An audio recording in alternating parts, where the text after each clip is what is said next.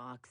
While waiting for the test results that would determine if he needed another round of chemotherapy at Kansas University Medical Center, he was a guest of Monsignor McKendry, pastor of Our Lady of Mercy Church. The parish was located in the forgotten sector of Kansas City, several hundred miles south of Holyoke, Iowa, where Tom was stationed. The neighborhood had been officially designated by a former mayor's task force as the gang zone. Monsignor always took Saturday afternoon confession, but because of the blistering heat, his advanced age, the broken air conditioner, and a conflict in his schedule, the pastor was busy preparing for his reunion with two friends from his seminary days at Assumption Abbey. Tom had volunteered for the duty. He had assumed he'd sit face to face with his penitent in a room with a couple of windows open for fresh air. McKendry, however, bowed to the preferences of his faithful parishioners, who stubbornly clung to the old-fashioned way of hearing confessions.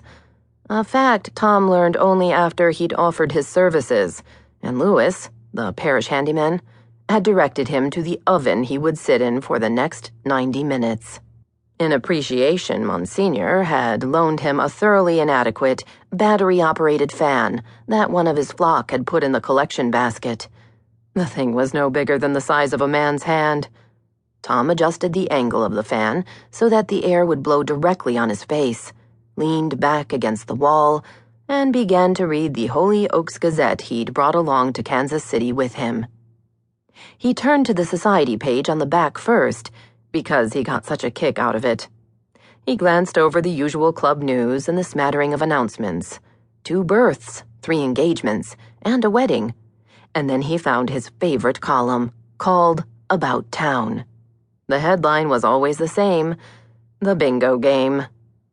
The number of people who attended the community center bingo night was reported along with the names of the winners of the $25 jackpots. Interviews with the lucky recipients followed, telling what each of them planned to do with his or her windfall. And there was always a comment from Rabbi David Spears, who organized the weekly event, about what a good time everyone had.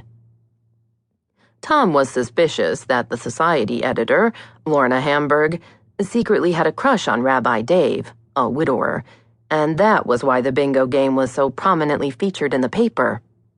The rabbi said the same thing every week, and Tom invariably ribbed him about that when they played golf together on Wednesday afternoons.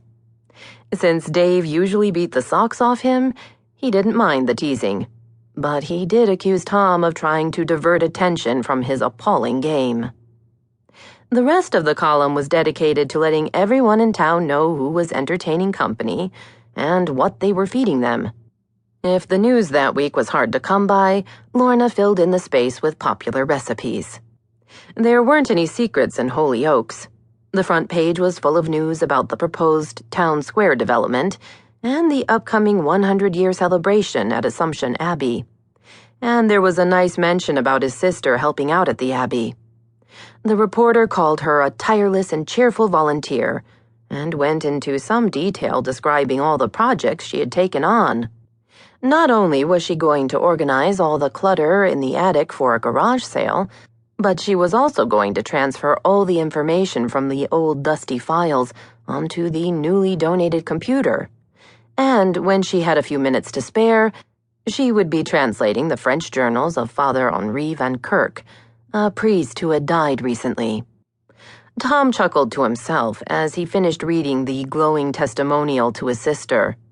Laurent hadn't actually volunteered for any of the jobs. She just happened to be walking past the abbot at the moment he came up with the ideas, and, gracious to a fault, she hadn't refused. By the time Tom finished reading the rest of the Gazette, his soaked collar was sticking to his neck. He put the paper on the seat next to him, mopped his brow again, and contemplated closing shop 15 minutes early. He gave up the idea almost as soon as it entered his mind. He knew that if he left the confessional early, he'd catch hell from Monsignor, and after the hard day of manual labor he'd put in, he simply wasn't up to a lecture. On the first Wednesday of every 3rd month, Ash Wednesday he silently called it, Tom moved in with Monsignor McKendry, an old, broken-nosed